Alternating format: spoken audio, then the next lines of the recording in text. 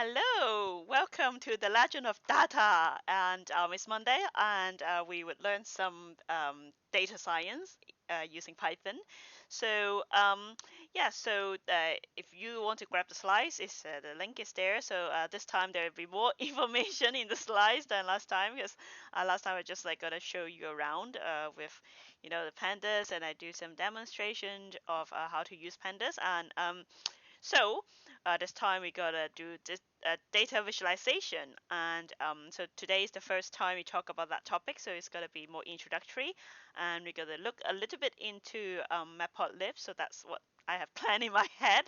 I don't know how the time will go. It's like it depends whether Hello. So wow, it's great that well, we have people from Russia, and we have, yeah, of course, Terminus DB is my colleague there in Ireland, which is great. And yeah, so welcome. And yeah, so we gotta talk about Matplotlib, and it depends on whether we have time, and then how far we can go and how deep we can go. But it won't be the only time we talk about that, because like I think for this topic we will get to spend quite a few tutorials to go through all the stuff that I want to teach you. So because again, this is kind of a new series, so I may have some new viewers there. I just gonna quickly go over self-introduction here. shameless self-introduction. Oh, also by the way, I add in some of my contact in the slide. So in case you have questions, you can ping me on Twitter. That's the easiest way to find me. And also, if you want to contribute to any stuff that I'm doing at the moment, you can. I have a check on my GitHub, and also of course my website. All the videos, actually recordings, is also like linked from my website, so you can check them out there as well. So who am I? I'm Chuck, and I work like quite a lot in open source. Right now I'm working for Terminus DB, and it's a wonderful project to work on. It's a open source graph database, and we can do things like Git. It's like if you're into open source, the other thing you like is Git. So combining Git and data, so you have Terminus DB, and it's also open source. So that's kind of like a dream place to work. So that's great. And so I, okay, I have lost control of my slides there, and also organize a lot of different conferences and events for Python, and yeah, this list is difficult to keep track of because sometimes I got involved in a new events and just getting more and more involved. But basically, I love going to sprints because you learn a lot of open source, learn a lot of stuff, and also going to a conference, you will meet people that inspires you. Listen to talks that inspires you. We just had the Pi Data Festival Amsterdam. So that's the correct full name last week, and it's very inspiring, and the sprints is good as well. So that's really great.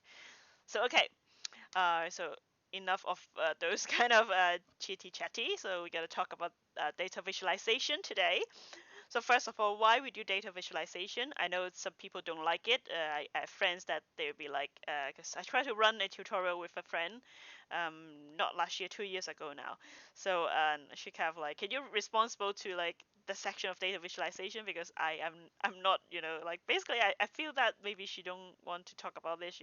She's not a big fan of that, but that's something that's difficult to avoid being a data scientist, because um it's difficult to kind of explain stuff that you find in data science, or explain what the story a data want to tell with, you know, just tabular form of data. And how you gonna make a story out of data? I would say that this is one of the job of a data scientist. So amount all these like cleaning data and doing those cool AI stuff. I think one of the job like of a data scientist is to make use of the data to tell a story from the data, to listen to the data, what the data is telling you, and that's so you can make the information in data become useful to you. So that's why data visualization is quite important, and because how our brain kind of it's difficult to work out things in a tabular format. I think I've gave a talk before in different occasions that I talk about how difficult to kind of because things around us, the world is not in a tabular format. So it's So we need a way to represent them, well, either in a graph, that's why I work for a graph database, or you do some visualization and put in some kind of chart and graph. Now it's a different sense of graph, but you put in charts and these graphics to visualize the data, to show what story this data want to tell. And so yeah, like it will be very useful in your presentation, in your report. So you can't avoid that. You have to kind of, you can be like not an expert of it, but you have to have some basic idea of what you can do with data visualization. So that's why I think it's quite an important topic. So if you remember the first slide that I show, there's the triforce of data science, and then one of them is pandas. I've already talked about it, and one of them is actually Matplotlib. So Matplotlib is representing this data visualization space in data science. And I'll explain a little bit afterwards when I introduce those tools to you. So first of all, there are a few kind of common types of graph that we would encounter. So I think I would just kind of go over them and kind of give you an idea like when you're gonna need them. So a line plot is actually very common because you know a lot of things can be represented in a line plot. So you can see here in this slide, there's actually a what do you call them? Like a waveform there. I can't tell if it's sine or cosine. It depends. I think it depends on where it goes, and also yeah.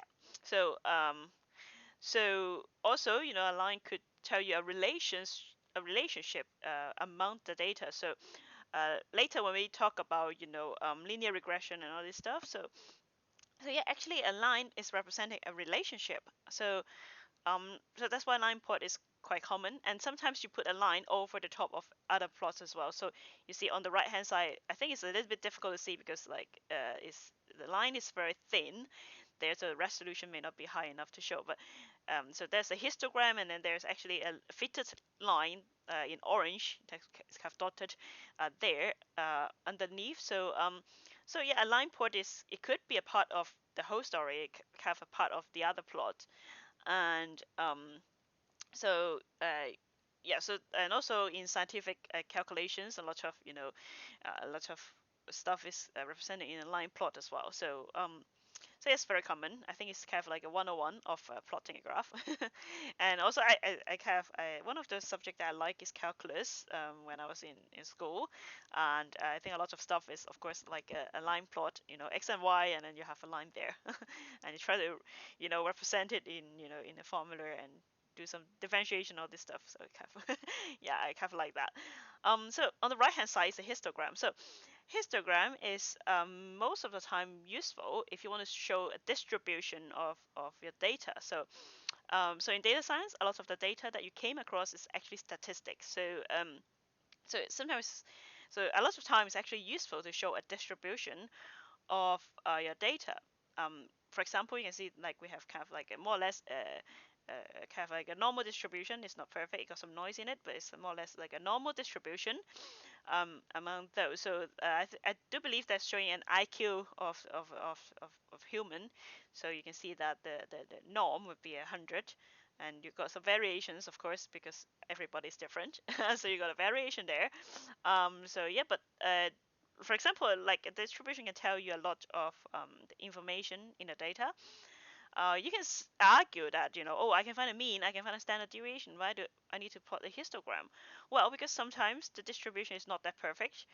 A lot of stuff in the world is, of course, like a dumbbell shape, like a normal distribution. Then knowing the mean and the standard deviation, it tells you like everything about it already if it's perfect.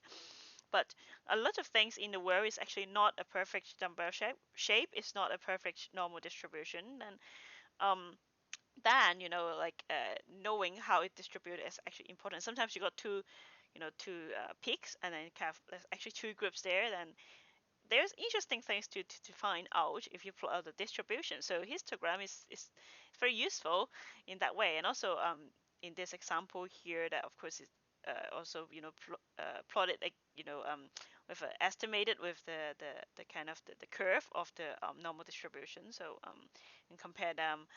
um, but yeah, I think like when we dive deeper down, then it kind of like you would see how it's gonna be very useful and helpful for you to have understanding of like have a sense of feeling how your data would be like. So that's that. Other stuff, a bar chart. So bar chart is normally if you have like different different categories of data, and then you want to maybe compare them. So a very nice way to in your presentation would be have a bar chart to compare them. So maybe you have different categories of, let's say, so I think here is a more vague example. So in this graph, so I would make another example, maybe the sales of different products. Then yeah, then you go is actually like quite it's easier to look at if you present it in a bar chart. So you can compare like the sale, let's say the sale of apples versus bananas.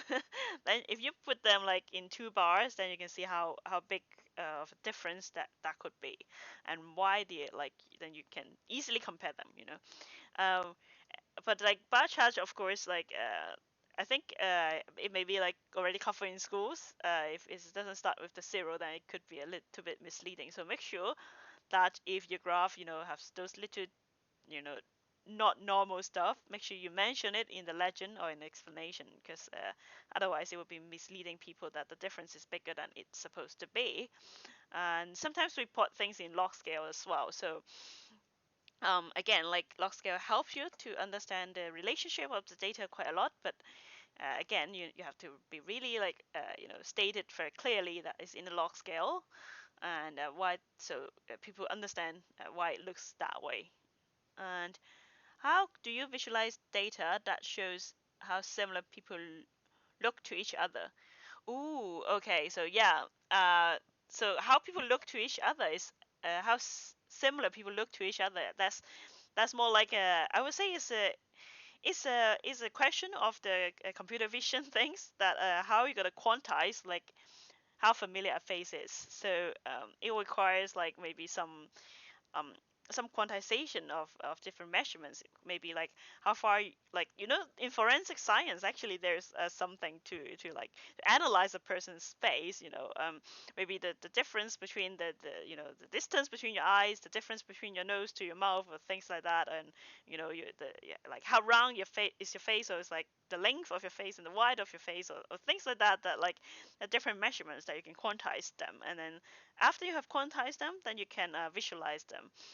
um, yeah, and other things like, of course, you can have really really fancy stuff. That you could show it. Maybe you can do some like pixel by pixel, comparison and all this stuff. So sometimes people use that, and so that's I think that's like that questions kind of involve a lot of more kind of a deeper um, deeper understanding of maybe computer vision and how to analyze a face. So I think after that, then we can do some visualization of presenting your data in different ways. Um, so yeah, I'm just covering the basic today, and I hope in the future we will have time to cover computer vision, and that would be a very interesting topic actually. But that would be more like a specific topic in the field of general AI, general AI topics there. So I got my program. I did a recurrent neural network. Wow, that's obviously a deep learning, a deeper topic there, which creates a feature of the faces, yes, and put them into a annoyed index. Is the k nearest neighbor. So I guess you have put your data in a kind of vectorize them, right? So you can kind of put them in using the k nearest neighbor and put them in a graph.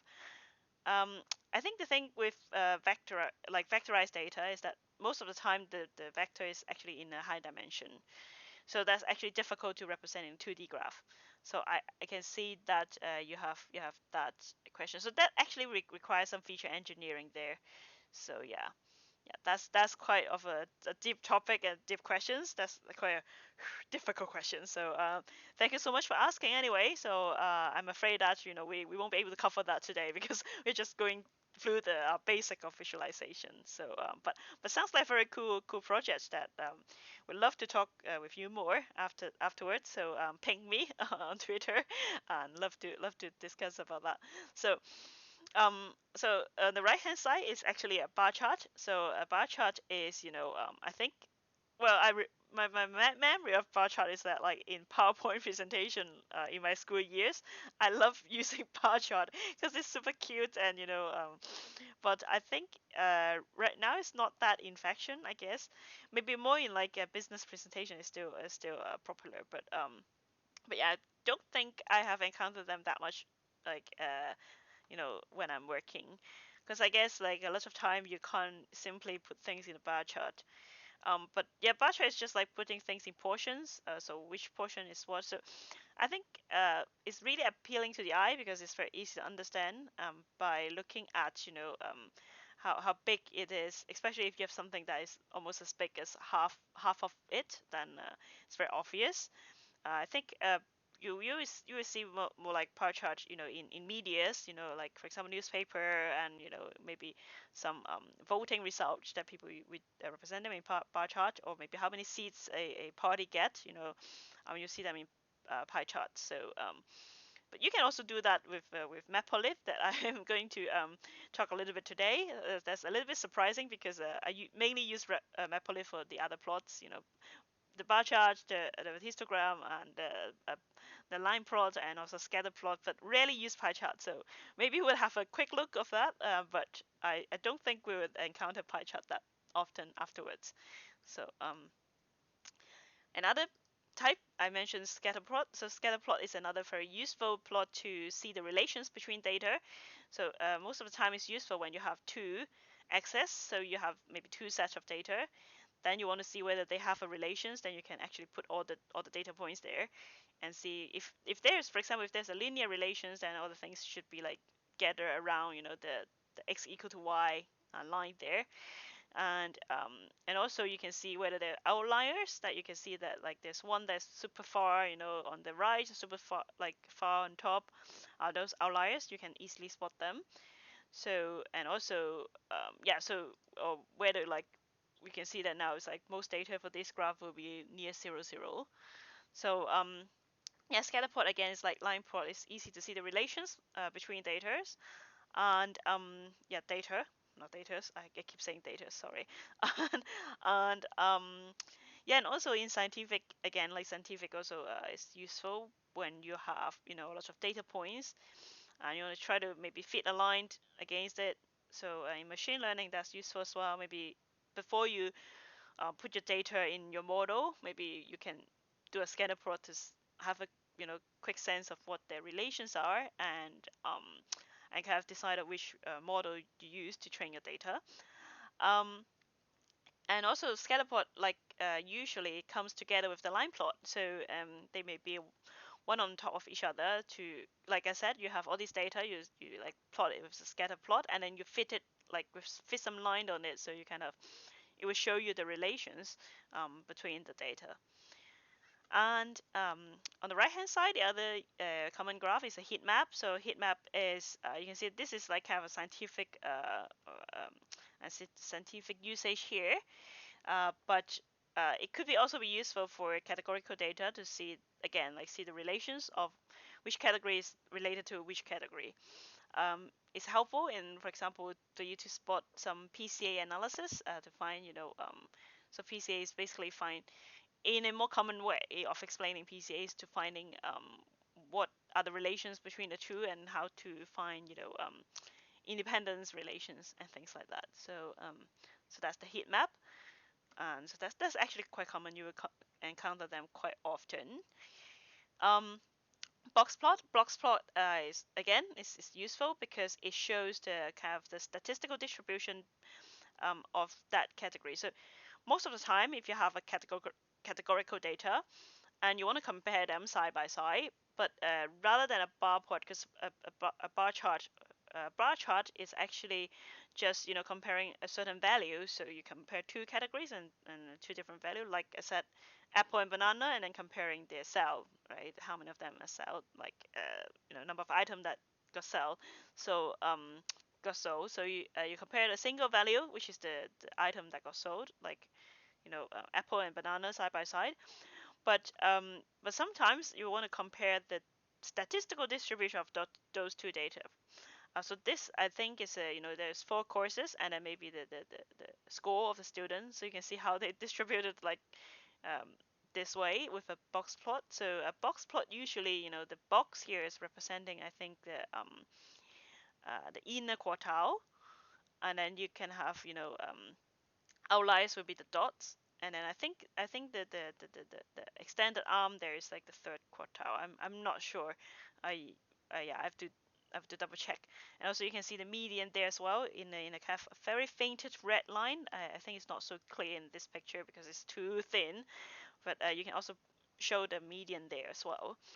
So it shows the distribution, like the difference of distribution among the different courses here, the 4 courses. So you see that in course 2, and people's performance are varied.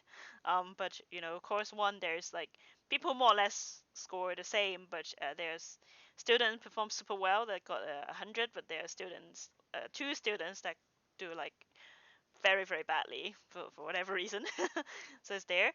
So also you can compare the median. So I think speaking about median, I think the course 4 is the students perform the best, something like that. Okay. The last one that is actually, I won't say super common, but again, it could be quite useful if you're analyzing geospatial data. Okay. So it's a map with a plot on it. So actually we need a special libraries to do the map. Um, and so so yeah, actually it's like if you're dealing with geospatial data, maybe like let's say the crime rate, then you could have a heat map on top of a map. So it's kind of look like the thing that I'm showing here. So yeah, like we have all of these different type of plots, and how could we do that in Python?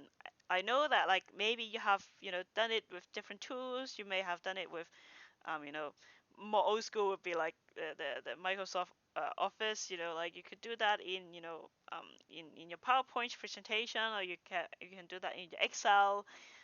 But is well like but we are now learning Python, so we should be able to do that in Python as well, because Python is free and open source, and it's getting more and more popular. So we gotta talk about the tools in Python that could do all those. So first of all, Matplotlib. Um, so Matplotlib again is like kind of the I think it's the most commonly used Python visualization library. Um, a lot of people, I know that a lot of people don't like it. Like my friend, they don't like it. The thing is, well, it's the default template is ugly. The default look is ugly. And it's difficult to use. Blah blah blah. But still, for example, you use other things, you're actually using Matplotlib below it. So it's kind of like a. So that's why I said it's the most commonly used. So sometimes you use it indirectly and you have no idea that you're using it. And so yeah, so actually it's good to I think the first tools that we explore would be Matplotlib, uh, because kind of like the king of visualization in Python, I would say. And we better know a little bit about it before we move on to other. Maybe you like other more, it's easier to use, blah blah blah, but more beautiful, but it's still good to know the grandfather. I don't want to say grandfather, but like the king of among others. Okay. Seaborn doesn't have a logo there, so it's plain text. So Seaborn um is actually a library that use Matplotlib. So if you're using Seaborn, if you like the look of it and all these things, actually you're using Matplotlib, because under the hood it requires Matplotlib to work. So so the difference between Matplotlib and Seaborn, because Seaborn is kind of like a wrapper, so it provide a kind of an API that's easier for you to do some plots rather than just purely using Matplotlib. It also carries out some kind of statistical kind of analyzation before I plot the graph as well, so it's actually easier. It could do the Fawcett grid if you know what it is. Like so sometimes you have different categories, and for each categories you want to make a separate, let's say separate scatter plot. So it will do that for you. So it's kind of quite nice that way. I think maybe we will spend one tutorial on Seaborn just maybe after Matplotlib, just to know that like how it could help you out. And and ggplot2. So ggplot2 actually is the first library among those that I use. Why? Because I was just explaining how Matplotlib is kind of like the oldest, or the most common one. Well, the reason being is like ggplot2 first started as a common, very very common popular library, kind of like a Matplotlib, but in R. So I started my data science journey actually using R. So actually I used ggplot2 before I used Matplotlib. So yeah, ggplot2 is super popular in the R community, R world. It's kind of like a Matplotlib for Python, but ggplot2 for R. And recent years they have also support in Python. So now you can use ggplot2 in Python. And I have friends that they like ggplot2, they use it in R, and then actually it's a good news for them that they could use ggplot2 in Python now. so and actually it works slightly different from Matplotlib, and so we gotta explore them maybe afterwards. So by the way, Seaborn, let's go back to Seaborn. Seaborn actually provide a better color palette compared to Matplotlib, so maybe that's why people like Seaborn, because the color palette is better. So the look of the graph is important actually. So today we don't have time to cover the customization, but yeah, I think maybe next tutorial we would talk about how to customize your graph. So it's like more advanced topics in Matplotlib. So bokeh there with the very colorful O there. Bokeh is an interactive library. So what does it mean? It's like actually you get the sliders, you can zoom in and out, and so it's super cool. And reason being that because it's actually have a JavaScript library underneath. So if you look at the source code of them, you can find it at their GitHub repo. That actually the library that's doing all this plotting is actually in JavaScript. So all the Python API that you're using actually just generate a JSON that got passed into the JavaScript library, the bokeh.js, and then all the plotting is by JavaScript. So that's why in your Jupyter Notebook, if you remember Jupyter Notebook, actually the way you interact with the Jupyter Notebook is on the browser, right? So JavaScript render in the Jupyter Notebook actually can do all this interactive stuff. So that's why bokeh is super cool. And also you can generate a report in HTML format with that interactive graph. So if you have, because I found it useful when you like plot some, let's say your scatter plot, that you got lots of data. Some of them is like super, outliers that is way like outside, but you have a bunch of data kind of inside. So you have lose the definition of details in the middle of the cluster. So well, you can actually remove the outlier and plot it again, but sometimes you want to compare them and like go back and forth. So it's good that you have an interactive graph that you can zoom in and out, rather than having different plots. Like this is including the outlier, this is not including the outlier. This is kind of the group one here. There's a group two there. But if you have like two group that's like very apart, then you can basically like move in and zoom in and out like with bokeh. So that's super cool. So so Folium there actually I haven't used it, but I found it and I realized I should actually cover that because there's actually another JavaScript library. It's called Livlet. So Livlet actually is, so I gotta explain how is its relation with Folium. So Livlet is actually a library. So again, it's in JavaScript, but it is super useful because it could create maps for you. So so that's the map come in. And like ggplot2, it could be used in R, like because there's a R API there as well. So so yeah, you can basically use livlets there.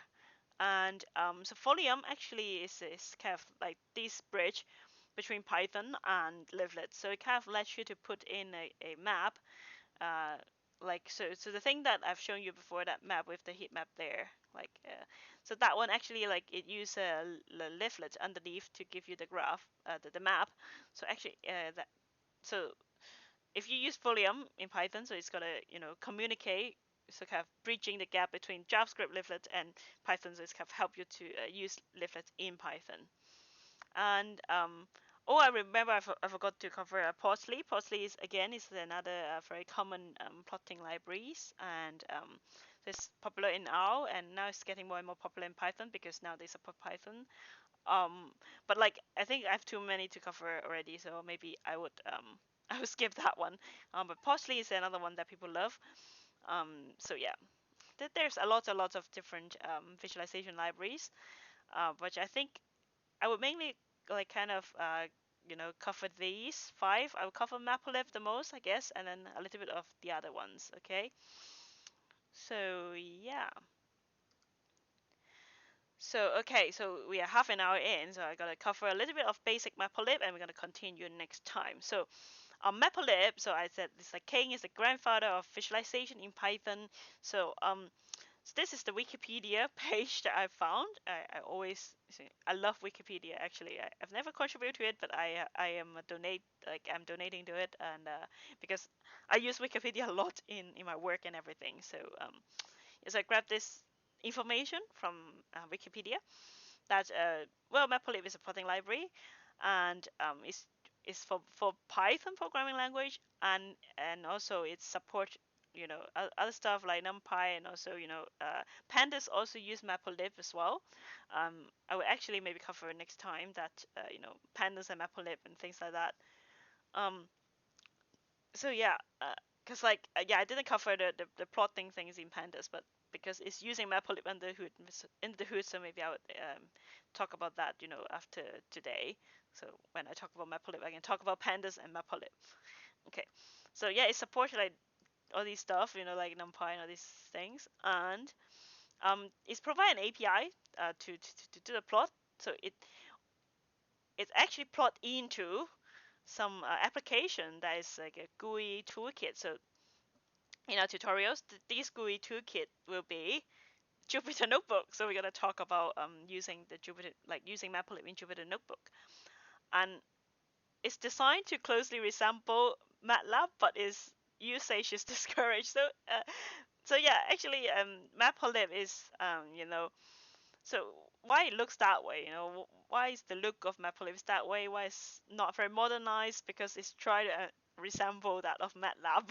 So if people have been using MATLAB, if you use it in your university, and when you have graduated, and then you lose your university license because you graduated and you don't want to pay for a license for MATLAB, then if you started Python, then you will love Matplotlib because it really like resembles that of MATLAB.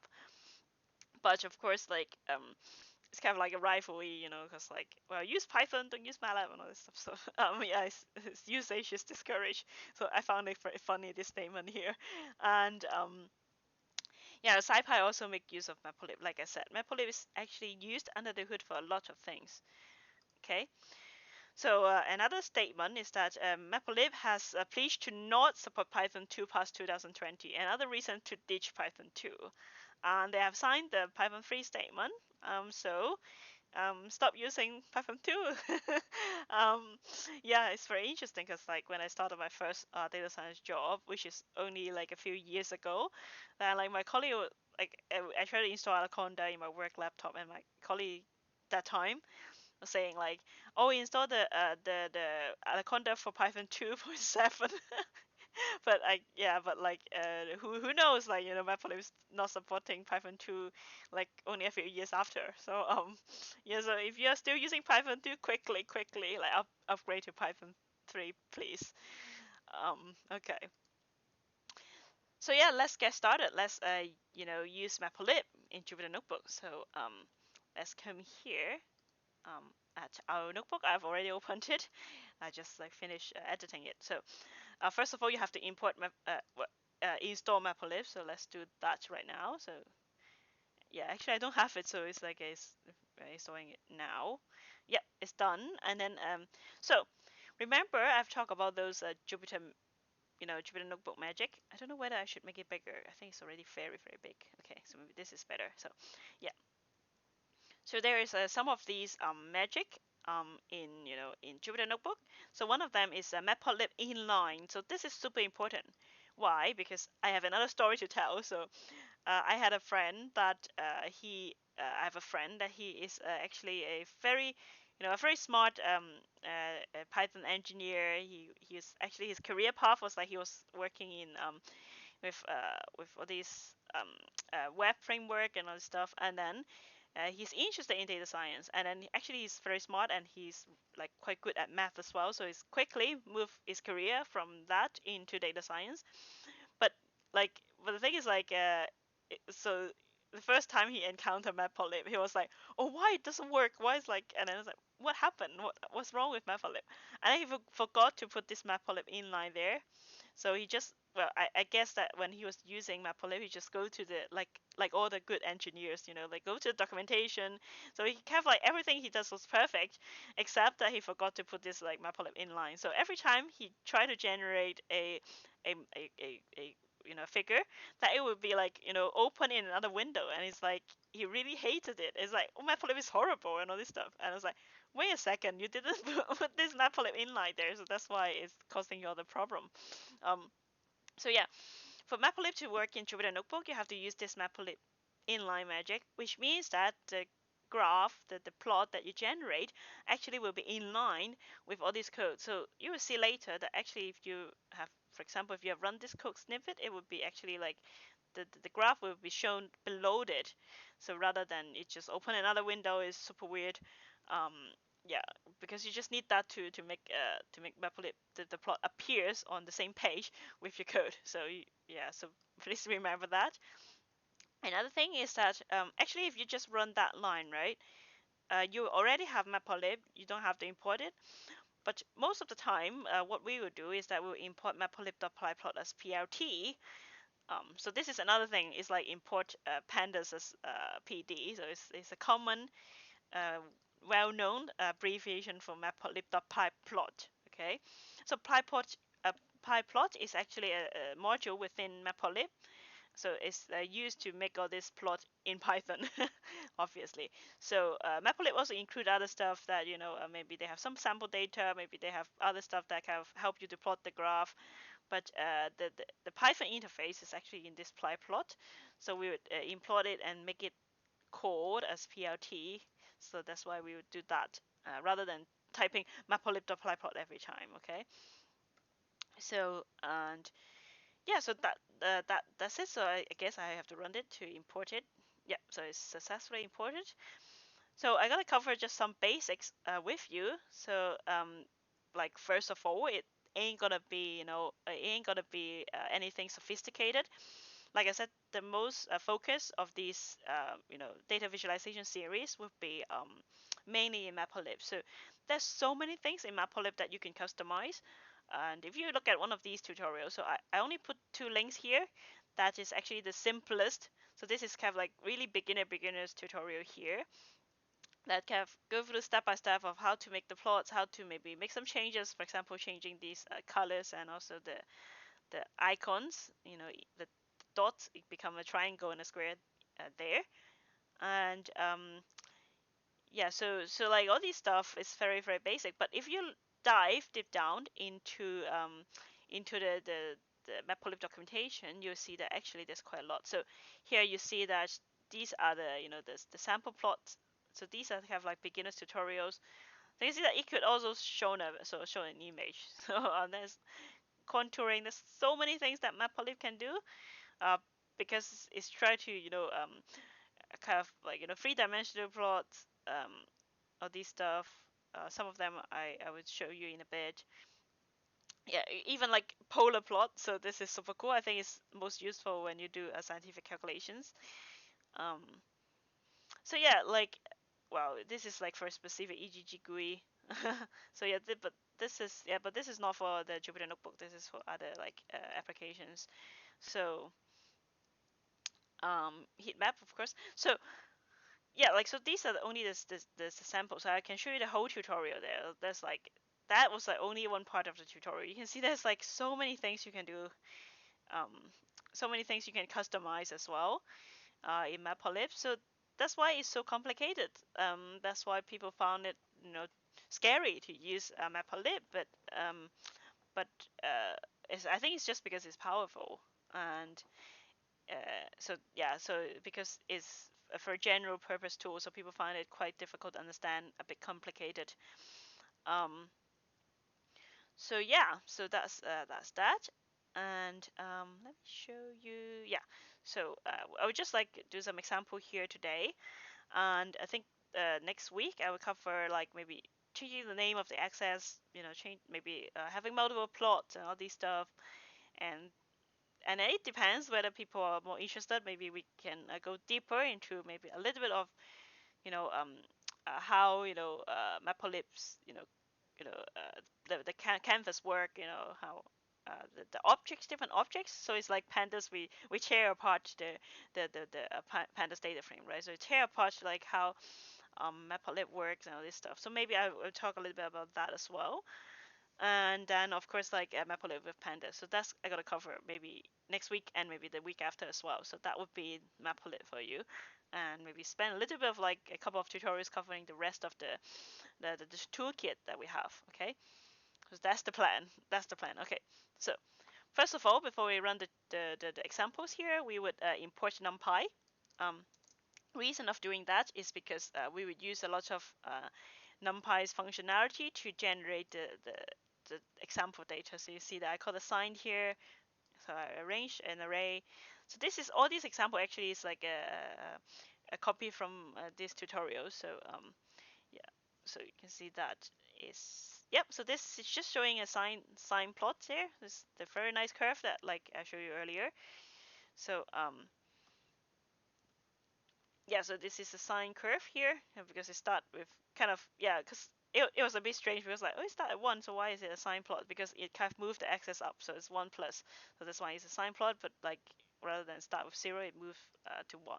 Okay, so so you can see that every time we use Matplotlib, so oh by the way, a line plot actually you just call plot, because like I said, this is the most simple and commonly used form of plot that you would do. So it's just called plot. So it doesn't call line plot or anything. Um, and also you can put the x and y there, so you can see this is x and y. Um, and of course you can like customize it a lot, but I'm not going to cover the customization today. So I'm just going to show you the basic of the basic. So you have to, of course, you have to call plt, and so plt.plot, and then put in your x and y. And afterward, you have to call the plt.show. So yeah, this is a Matplotlib thing that like if you don't call .show, it won't generate this thing. And if you don't put the inline magic there, then this thing won't show, and it will be a new window or something. It's super weird, like my friend commented. Um, so yeah. Okay, scatter plot. So scatter plot, again, the way to call it is .scatter. So instead of .plot, we call it .scatter. So let's run this code and see how it looks like. Well, it's very pretty actually. Yeah, so this is an example that I copy. So we generate just some random numbers here, okay, and for x and y. So all these dots actually are randomly distributed by using this seed there. Yeah, also the color are kind of random as well, so that's why it's so colorful. And so the area is again is random, but we kind of adjust it a little bit. So yeah, it's like 0 to 15 point of radii here, okay? And so you have different things that you can control. So this area you can put in as parameters here. And so what is all these S and C? So basically, it's no way you're gonna do Matplotlib without looking at the documentation. So this will be the documentation that would tell you what they are. What C for color is quite easy to remember, but S for areas is not that easy. You can also control how, like, this is the transparency, the alpha. So if you have done some photo editing, so you know that there's all the all the pixels in a computer screen actually got free values RGB, but sometimes it include the fourth, which is the alpha, when you do the photo editing. So which means that how transparent it is. So you can see this is kind of like semi-transparent because alpha is 0.5, so you can kind of see through some of the dots. Okay. Sometimes it's useful when you have things that overlap quite a lot, like this one. But in general, you don't want to make it too low, because otherwise it's kind of very difficult to see here because it's too transparent. Okay. So histogram again. This is just a random example here. We try to generate that normal distribution there, and yeah, so you can see that. So in the histogram, so it's just plot.hist, you can actually control how many bins you want, right? So because like I said, this is a statistical distribution, so you have a bunch of data, so you want to put them in bins, so you can have all these little bars there, side by side bars there, so you need to put in a bin. So it's kind of like a resolution of how defined your data would be. So sometimes you have to adjust it so to make it maybe more defined. Then you have more bins. Then maybe sometimes you want to put less, so you put less. So density, I'm not very sure. Maybe I have to check the documentation. So yeah, this is just like a normal distribution that have some noise there that we generate at random there, and yeah.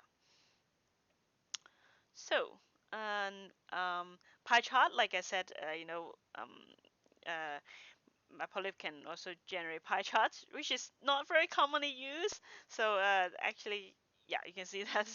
Well, so this is the funny thing about this is like this is a bit uh, not a round circle, and actually there's a way to change that. In if you look at the example, but I've deleted that option because it actually requires some understanding of how Matplotlib canvas works. So I would maybe cover that next time.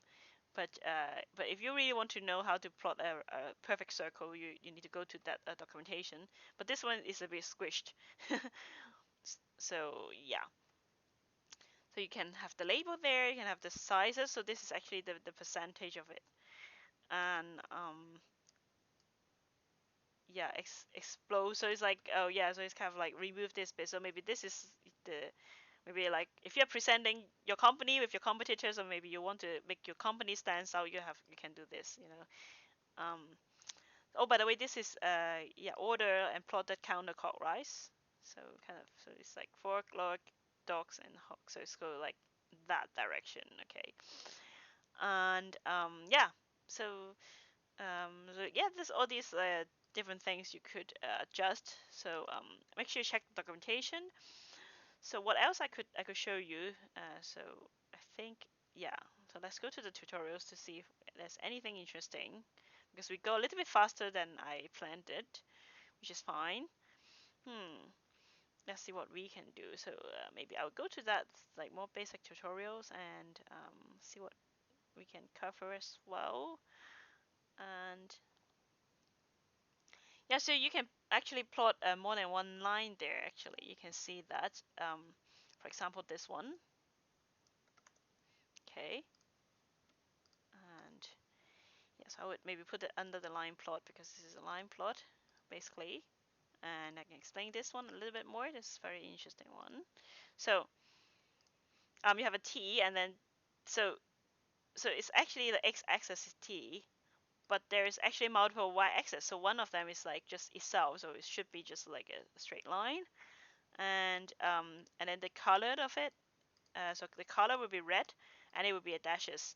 So this string here actually is a kind of like a code to tell like how it should look like. So it will be red and dash line, and then so this is actually one plot here. So if I let's say I comment that out, so yeah, you can see that that's what I said. So it's like x and t is t, y is t. So you have this is a straight line, x equal to y, and r is like, because it's red, you can actually change it to blue if you want to. It will be a dash line. Okay, so let's change it back to red. Okay, and so but I want to plot more than one line here, so I put another x and y pair here. So this time is x and x square, the t and t square in this case. So it would be bra. Okay, and it will be blue in color. So the first letter means like red, blue, and green. So S means square, so this will be a square dot. But if I don't want to, it could be a normal, like this. So let's try to see. Yeah, like if I don't put anything behind, it would just be a solid line. I can also make it dotted if I want to, or yeah, in this case it's a square. So the third line I plot is t and t third cube, so it's like also a parabola, but like with actually a parabola with with with more. more how can I say, more steep, curve there. So this little thing is actually a triangle. How cute is that? Okay, so yeah, so this is how it looks like. It will auto scale as well. So this is super cool. Um, yeah, and you can actually put in other stuff, like I think I can put in mp.sign, right? So maybe, yeah, maybe like this, then it will be, yeah, you can see quite well. It should be a sine curve, but because this one is really like making it super big, so that's why it's like this. So I can actually make it cosine if I want to. Yeah, let's play around with it. Yeah. So yeah, so you can plot a multiple line in a graph, and what else we can play around with? And can we plot a heat map actually? And it doesn't show a heat map here. Actually, maybe we can find a heat map here in the documentation. Let me heat map. Yep. So right, so this is a big example here, but I'll just like copy them and do a plot there. Yeah, I think the reason why I don't put it as an example is because the code is quite heavy, but it's fine. Okay, so you see that there are like vegetables there and farmers, and there's an array. Actually, this could be a yeah, this could be a pandas, graph, but you need a lot of different manipulation to make it work. So I ain't gonna go into detail here. Um, so yeah, you see that like this one is more complicated because it's have the, the concept of an axis here, figure and axis. That's why I don't want to cover it today, but I would just like maybe ignore the detail for now. So making some subplot here, so it can actually give you more optimization option there. So yeah, so but actually this one gives you a heat map. So can I see like can I kind of strip it down into just maybe just the heat map here, and yes, title, tight layout. This is, yeah. So it's just basically it's just IM_show is showing this heat map. So the other thing is not that important. So I don't know whether I could okay, let me make another copy of this. I gotta see if I can strip it down all the complicated details here. So I'll just put a prt dot IM_show here, and yeah, harvest. So this one is not important anymore. I just take away the annotation here. I don't need all this. And yeah, let's see if I can just show that. Okay, so let's okay, so let's see if this works. Yeah, so this is a very very basic heat map here. So you see that if I strip everything down, then basically it's just like showing all these numbers into a heat map. So actually, what is funny is that actually you can have a black and white picture that got plotted with this IM_show. So so basically, you just put all this number in a scale. So I think for this one would be the lower the number, the darker it is, the higher the number, it will become yellow, and maybe even red if it's super high. So maybe we can, for example, let's make this one super high to see how this goes. So maybe make this 12. Okay, see if it's, oh no, it's just yellow. So yeah, if it's super high, it's yellow, but um, yeah, you can see that this is a very basic heat map, and you can actually like change if you change the setting to this scale instead of kind of like blue yellow, it could be like black white. Then you can plot actually a black and white kind of I won't call it heat map. And then if we like if each of these numbers is actually representing a pixel, then you can put a grayscale picture in here with IM_show, and maybe I could create an example next time. I don't have a picture right now for me to use, but yeah, actually you can do that. You can show a black and white image. So I think it's useful when you kind of let's say if you're doing machine learning and you're doing actually neural network, you have those pictures that you want to see different channels, then you can put each channel as an array of numbers and put it in a heat map. I'm sure then you can see how those image are. So yeah, so this is a heat map, but but this doesn't mean a lot because without all these legends and all this scaling and all these numbers and all these annotations, and with the name of the axis, it doesn't make much sense. So this is the one that I copied from an example. So you can see that we have the title here. We have all these, different, what are those, like a farm, who's the farm, who the farmer is, and what is the vegetables that they're growing, and all these ticks, and of course all these like numbers there as well. So you can see that it's added in there, the annotations and everything. So yeah, so this is much better heat map than the other one. But this is the basic of a heat map. Yeah, so there's actually a lot to cover. Next time, I think I would explain what is this axis and figure things, and also this customization you could do. Maybe like set the X tick and Y tick, and all these like legends and also titles there um, that we could explain, um, and also like yeah, other customization that you could do. But I think it takes a little bit of understanding of what is the axis as well. So you can make a plot if you have a multiple figures and axes in your plot. So multiple axes actually, not figures, but figures just the whole thing is a figure. So yeah, yeah, I think that's it for today. We have a brief introduction of what we gotta learn in a few week, in the next few weeks. So let me go to my ending slides here. So let's next time more visualization, mainly Matplotlib, how Matplotlib is construct, how like a little bit of like internals of it, not too much because Matplotlib is super complicated. Um, so yeah, if without further questions, and I would see you next Monday, like usual. And Wednesday we'll have Meet Pie. We'll have interview with Jason McDonald, one of our friends that is from the States, and he's also a organizer of EuroPython. Got very interesting story to tell about like how his path into Python. And yeah, again, like we have World of Warcraft on Friday as well.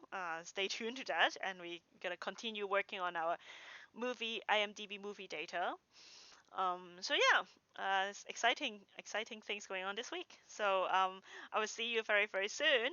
Bye.